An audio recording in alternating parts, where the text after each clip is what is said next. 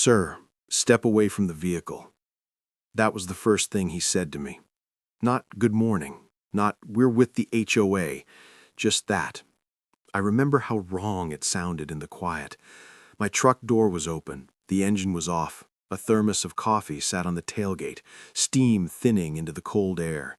I'd been loading lumber, cedar planks, still smelling sweet and green, for a small repair on the back fence. Nothing dramatic, nothing loud, just a Tuesday. I live for Tuesdays like that. I chose this place because it was boring, because nothing ever happened, because the road curves before it reaches my house and people only drive it if they mean to. Pine trees on 3 sides, a creek I can hear if I sit still long enough, neighbors who wave but don't talk much. That kind of quiet feels earned, like you paid for it with time. I stepped back from the truck slowly, hands open. Habit. You learn certain habits when you've lived long enough. There were 3 of them, black jackets, no insignia I recognized. One had his hand resting on a holstered pistol, not gripping it, but close enough that the message landed anyway. Another was already climbing into the bed of my truck. "What's going on?" I asked. The man closest to me, late 40s, clean beard, eyes that never quite met mine, said, "HOA enforcement, vehicle seizure. You were notified." I almost laughed. Almost. "My HOA doesn't do vehicle seizures," I said, "and they definitely don't carry guns." He finally looked at me then, a small smile, the kind people use when they think you're naive. "Sir," he said, "this isn't a debate." The other 2 were already working. One lifted my toolbox. Another rolled up straps I recognized, my straps from the side compartment. Efficient, familiar, like they'd done this before. I felt something cold move through my chest. Not fear exactly. Recognition. This wasn't confusion. This wasn't a mistake. I'd moved here 5 years earlier after my divorce, sold the house, gave away most of the furniture, bought land instead of square footage. My days became smaller and steadier. Coffee at sunrise, work on my laptop until noon, physical labor in the afternoon, nights with a book or the radio low enough that I could hear the wind outside. The HOA existed, technically, a skeleton organization left over from a development plan that never quite happened, a few rules about fences, paint colors, noise after 10. I paid the dues, I showed up once a year. No drama. Until 3 months before that Tuesday. It started with a letter. No letterhead, just a notice claiming I'd violated community standards by storing a commercial vehicle on residential property.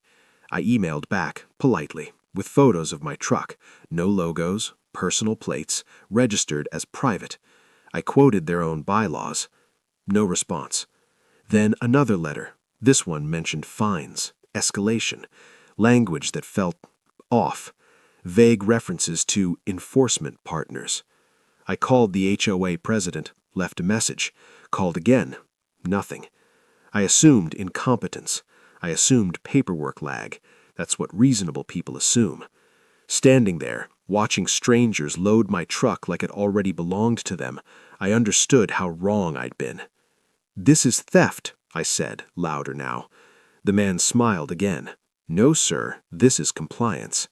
I pulled out my phone. He shook his head. "Recording will be considered interference." I looked past him, down the drive. No neighbors, no cars, just trees and the sound of my own pulse. They finished quickly, slid the tailgate shut, locked the cab. The man leaned in, close enough that I could smell his aftershave. Cheap, sharp. "You can file a complaint if you think it'll help."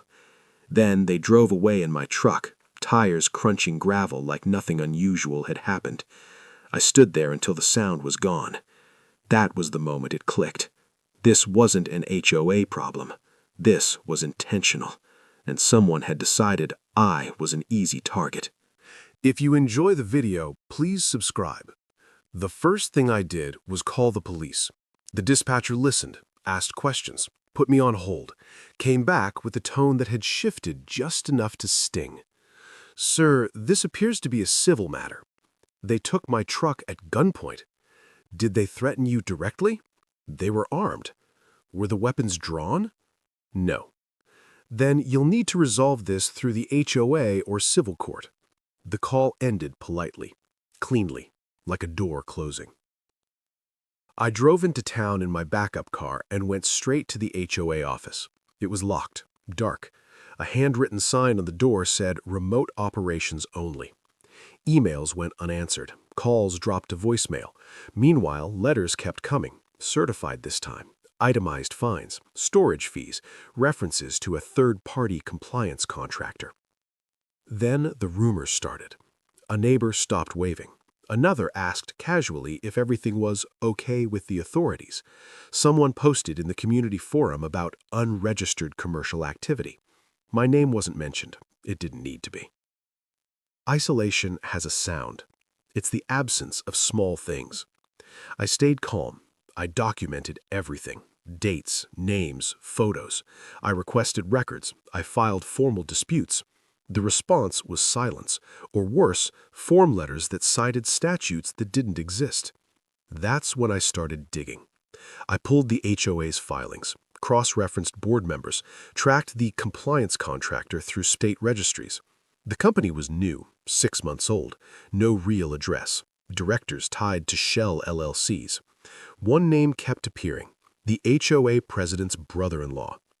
I installed cameras, quietly, front gate, driveway, tree line.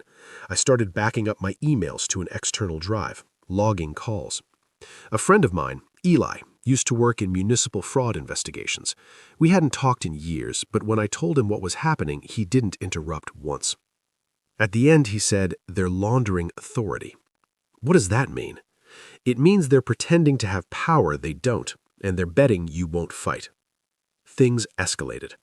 I received a notice of lien intent. My bank called, concerned. A tow invoice arrived, for storage fees accumulating daily. The amount was absurd. I went to a board meeting held over video. My microphone was muted, my chat messages ignored. They voted to affirm enforcement actions without discussion. Public opinion had turned. I was the problem now, the guy causing trouble, the one refusing to comply. Then they came back. This time for the shed. Same men, same jackets, same calm efficiency. They cut the lock while I stood there filming from my porch. I didn't stop them. Because by then I knew.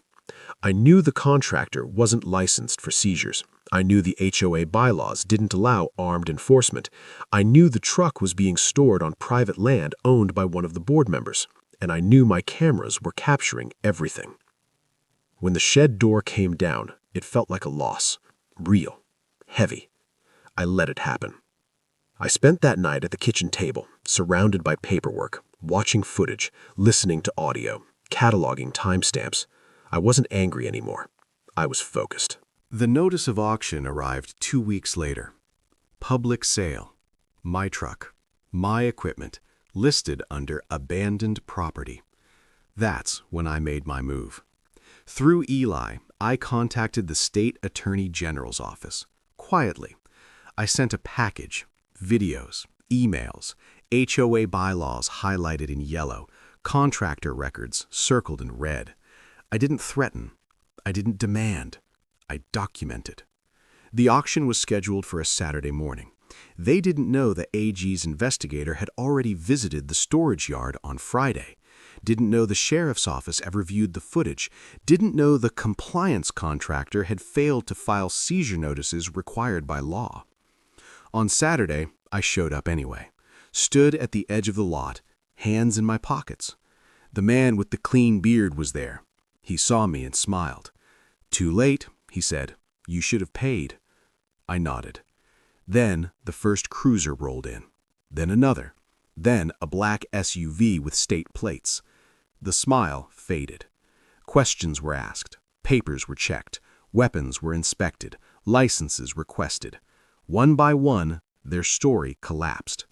The HOA president arrived, furious, confused, insisting it was all authorized. That's when the investigator read aloud the statute about impersonating lawful authority. That's when the cuffs came out. It was quiet, no shouting, just the sound of metal and gravel and someone breathing too fast. My truck was returned that afternoon. The shed was reassembled 2 weeks later. The HOA board was dissolved pending audit. Charges were filed. Civil suits followed. People started waving again. Some apologized. Some didn't. That was fine. I went back to my routines.